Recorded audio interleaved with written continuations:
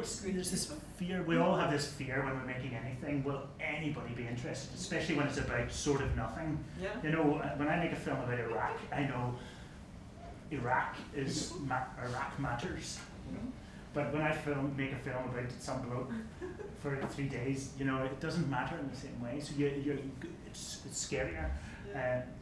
But if the feeling is strong enough, and if you are thinking about a range of stuff, like I was thinking here, as you can see here, I tried to get to about, you know, what it feels like to be middle-aged, to be leaving youth, to saying goodbye to a certain moment in your time in your life, looking at these children and thinking, wow, look at these extraordinary, brilliant little human beings, you know. And so when you're feeling all that, you think, why don't I just try and put it up there and in the film and see what happens? And the influences for me are as much writers as anything else.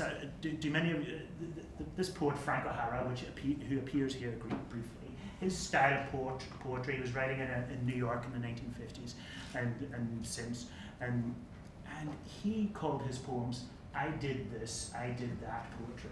Such a simple idea, you know. You don't need to come across big metaphors or everything. I did this, I did this, I did that, I thought this, I thought that.